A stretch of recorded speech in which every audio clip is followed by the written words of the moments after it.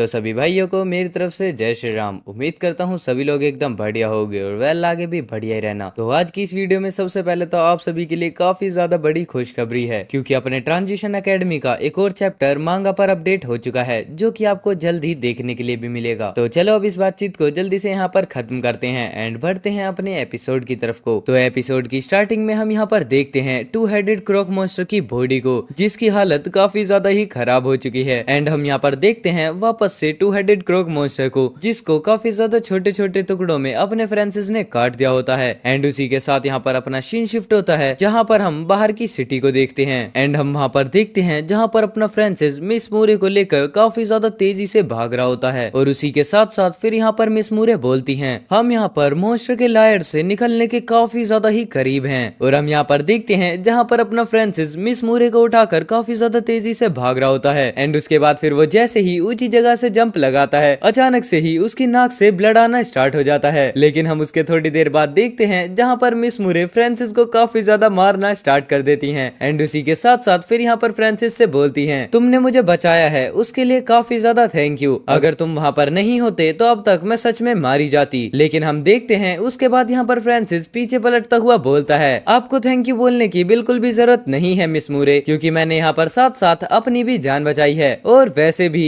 हम दोनों ने ही साथ में यहाँ पर अपनी जान को रिस्क पर लगाया था। तो प्लीज आप यहाँ पर अब कुछ भी अलग से मेंशन मत करो, क्योंकि ये बातें हमें काफी ज्यादा अलग कर देंगी। लेकिन हम देखते हैं उसके बाद यहाँ पर अपनी मिस मूरे को, जो कि काफी ज्यादा अजीब सा चेहरा बनाते हुए बोलती हैं, लेकिन तुम मुझे अभी भी मिस मूरे बुलाते हो। जिसके बाद हम देखते हैं यहाँ पर अपना फ्रांसिस काफी ज्यादा शर्माते हुए फिर बोलता है, ठीक है जैसा तुम कहो योवान। लेकिन तभी हम देखते हैं यहाँ पर अपने फ्रांसिस को अचानक से ही कोई चीज सेंस होती है। एंड उसके बाद फिर यहाँ पर वो काफी ज्यादा ही तेजी से पीछे की तरफ हटता है, जहाँ पर हम देखते हैं अपने फ्रांसिस और मिस मूरे पर वापस से एरोस से अटैक होता है। जहाँ पर हम देखते हैं तीन हंटर धीरे धीरे करके अपने फ्रांसिस की तरफ आगे बढ़ रहे होते हैं। और उसी के साथ साथ फिर वो बोलते हैं, ओह देखो तो जरा, आखिरकार सामने से कौन आ रहा है। जिसके बाद हम देखते हैं यहाँ पर उन्हीं तीन पर्सन्स को, जिसमें से एक होता है नाइजेल। और उसके बाद फिर यहाँ पर नाइजेल खड़े होते हुए बोलता है, यहाँ पर है मिस मूरे और कैनन फोल्डर। मुझे सच में ये उम्मीद बिल्कुल भी नहीं थी कि तुम लोग उस टनल से बाहर निकल पाओगे, और वैसे भी मैंने तो तुम्हें बचाने के लिए कुछ और लोगों को अंदर बुलाया था। अब यहाँ पर नाइजेल के कहने का मतलब ये है कि उसने सबवे के अंदर और भी काफी ज्यादा मॉन्स्टर्स को इन्हें मरवाने के लिए भेज दिया था। जिसके बाद हम देखते हैं यहाँ पर अपने फ्रांसिस को, जो कि नाइजेल को काफी ज्यादा ही गुस्से भरी नजरों से देखते हुए बोलता है, नाइजेल ये लोग आखिरकार मुझे अकेला क्यों नहीं छोड़ते। बट उसके बाद हम यहाँ पर देखते हैं अपना फ्रांसिस ये सब कुछ सोच ही रहा होता है। तभी वापस से नाइजेल बोलता है, मिस मूरे तुम मूरे फैमिली के अंदर काफी ज्यादा ही जीनियस हो, क्योंकि बुरी तरीके से घायल होने के बावजूद तुम अभी भी मॉन्स्टर से लड़कर बाहर निकल सकती हो। और वैसे भी मिस्टर मूरे ने मुझे टीम का लीडर बनाते हुए बोला था कि तुम्हें हमेशा एग्जिट पर ध्यान रखना है, और मुझे ऐसा लगता है कि शायद से उनको आपके बारे में काफी ज्यादा अच्छे से पता होगा। जिसके बाद हम यहाँ पर देखते हैं फिर मिस मूरे बोलती हैं, नाइजेल अगर मैं एक बारी वापस से चली गई तो तुम सच में बच नहीं पाओगे। लेकिन हम देखते हैं उसके बाद यहाँ पर नाइजेल बोलता है, तुम काफी ज्यादा ही भोली हो, तुम्हें क्या लगता है कि मैं तुम्हारी यहाँ पर जान को बख्श दूंगा और तुम्हें काफी इजीली यहाँ से जाने दूंगा। और वैसे भी एक बात मैं तुमसे काफी ज्यादा लंबे टाइम से कहना चाहता था। खैर चलो छोड़ो, अब मैं तुम्हें यहाँ पर मरने के टाइम पर तो कम से कम काफी ज्यादा अच्छा फील करवा सकता हूँ। लेकिन उसके बाद हम देखते हैं इतना बोलने के साथ ही नाइजेल अपने हंटर्स से सामने अटैक करने के लिए बोल देता है। और उसी के साथ साथ फिर यहाँ पर वो वापस से बोलता है, अभी जल्दी के जल्दी जाओ और उस कैनन फोल्डर को मार दो। जिसके बाद हम देखते हैं इतना सुनने के बाद ही यहाँ पर जितने भी हंटर्स होते हैं वो सभी अपने फ्रांसिस और मिस मूरे पर अटैक करने के लिए आगे बढ़ जाते हैं। और वो साथ ही साथ बोलते हैं, यहाँ पर कोई भी ऐसा नहीं है जो कि हम लोगों को कॉम्पीट कर सके। बट तभी हम देखते हैं उसके बाद यहाँ पर अपने फ्रांसिस को, जो कि काफी ज्यादा ही इविल लुक में आते हुए बोलता है, चलो देखते हैं कौन कितना तेज है। एंड उसके बाद हम यहाँ पर देखते हैं डायरेक्ट अपना फ्रांसिस इन सभी के अटैक्स को डॉज करना स्टार्ट कर देता है। और उसी के साथ साथ नाइजेल से बोलता है, नाइजेल तुम्हें सच में यहाँ की सिचुएशन के बारे में कुछ भी नहीं पता चल रहा। एंड इतना बोलने के साथ साथ यहाँ पर अपना फ्रांसिस उन सभी हंटर्स को मार देता है। जहाँ पर हम देखते हैं ये सब कुछ देखने के बाद नाइजेल काफी ज्यादा शॉक हो जाता है। और उसके बाद फिर वो बोलता है, क्या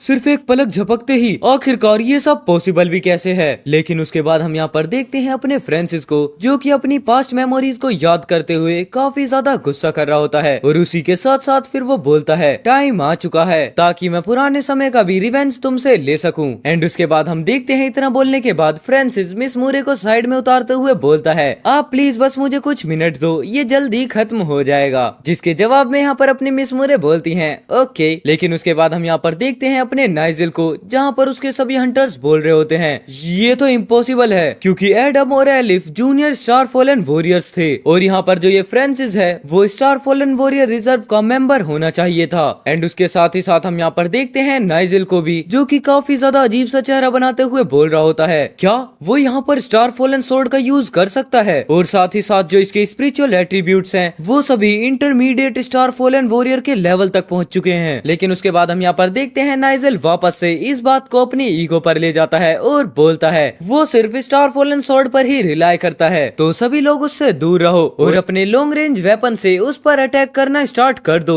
मतलब शूट करो। एंड हम देखते हैं इतना बोलने के साथ साथ यहाँ पर नाइजिल भी अपनी गन निकाल लेता है और अपने फ्रांसिस को देखते हुए बोलता है एक छोटा सा चूहा पूरे वर्ल्ड को टर्न नहीं कर सकता। लेकिन उसके बाद हम यहाँ पर देखते हैं अपने फ्रांसिस को, जिसके चारों तरफ से ही गोलियां चलनी स्टार्ट हो जाती हैं। बट तभी यहाँ पर एंट्री होती है अपने सिस्टम की, जो कि बोलता है परसेप्शन स्किल एक्टिवेट हो चुकी है। जिसके बाद हम देखते हैं यहाँ पर जितने भी एरोज और बुलेट्स इन सभी हंटर्स और नाइजिल ने किए होते हैं वो सभी काफी ज्यादा ही स्लोली अपने फ्रांसिस की तरफ बढ़ने लगती हैं। और उसके बाद फिर यहाँ पर मौका देखते हुए अपना फ्रांसिस बस कुछ स्लाइसेस लगाते हुए ही उन सभी बुलेट्स एंड एरोज को बिल्कुल चकनाचूर कर देता है। जिसके बाद हम देखते हैं यहाँ पर अपने फ्रांसिस की स्पीड, जो कि काफी ज्यादा ही स्पीड में नाइजिल की तरफ बढ़ जाता है और वो साथ ही साथ रास्ते में आने वाले सभी हंटर्स को भी मारते हुए आगे बढ़ता है। जहाँ पर हम देख सकते हैं फ्रांसिस ने कुछ हंटर्स को अपनी स्वॉर्ड से मारा होता है और कुछ हंटर्स को उनके ही एरोज से। जिसके बाद इतना देखने के बाद यहाँ पर नाइजिल काफी ज्यादा ही शॉक हो जाता है। एंड उसके बाद अपना फ्रांसिस उसके साइड में खड़े होते हुए बोलता है चलो कायर अब तुम्हारी बारी है। और इतना सुनने के बाद फिर यहाँ पर नाइजिल के काफी ज्यादा पसीने छूटने लगते हैं और इसी के साथ यहाँ पर ये वाला एपिसोड खत्म होता है। अब बढ़ते हैं नेक्स्ट एपिसोड की तरफ। सो नेक्स्ट एपिसोड की स्टार्टिंग में हम यहाँ पर देखते हैं नाइजिल को, जो कि काफी ज्यादा घबराते हुए बोल रहा होता है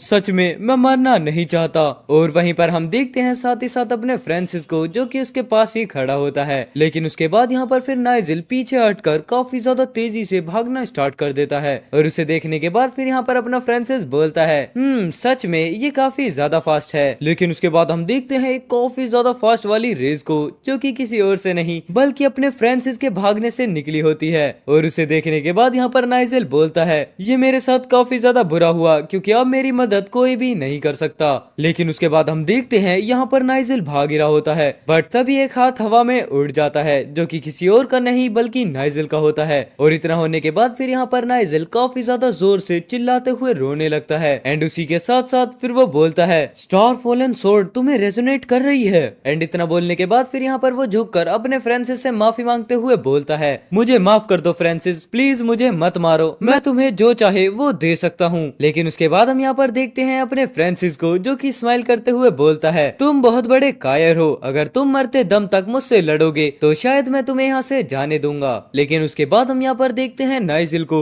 जो कि अपने सामने जमीन पर पड़ी हुई एरो को उठाते हुए बोलता है अब मेरा चांस है, तुम भाड़ में जाओ कैनन फोडर। और इतना बोलने के साथ ही वो यहाँ पर अपने फ्रांसिस पर उसी एरो से अटैक कर देता है। लेकिन हम देखते हैं यहाँ पर अपने फ्रांसिस को, जो कि काफी ज्यादा इजीली ही उस एरो को काट देता है एंड साथ ही साथ यहाँ पर नाइजिल को भी मार देता है। जिसके थोड़ी देर बाद यहाँ पर अपना सीन शिफ्ट होता है, जहाँ पर हम वापस से देखते हैं अपने फ्रांसिस और मिस मूरे को। जिसके बाद हम देखते हैं यहाँ पर फिर अपना फ्रांसिस बोलता है अब हम यहाँ से मॉन्स्टर्स के लायर से बिल्कुल दूर आ चुके हैं, मतलब कि मॉन्स्टर के अड्डे से। उसके जवाब में यहाँ पर मिस मूरे बोलती हैं हाँ मुझे भी ये लगता है कि जो मेरी फैमिली ने मुझे रेस्क्यू करने के लिए टीम भेजी थी वो भी आने ही वाली होगी। लेकिन तभी हम यहाँ पर देखते हैं फिर इन दोनों के सामने अचानक से ही एक काफी बड़ी गाड़ी आती है और उसमें से निकलते हैं काफी सारे हंटर्स, जो कि आते हुए बोलते हैं मिस मूरे। जिसके बाद फिर हमें यहाँ पर एक पर्सन को दिखाया जाता है, जो कि आते आते बोलता है मिस मूरे मैं सच में काफी ज्यादा खुश हूँ कि आप यहाँ पर बिल्कुल ठीक ठाक वापस आ चुकी हैं। एंड उसके बाद फिर यहाँ पर इस आदमी के बारे में इंट्रोडक्शन देते हुए हमें बताया जाता है कि इस बंदे का नाम है टॉम्स मूरे,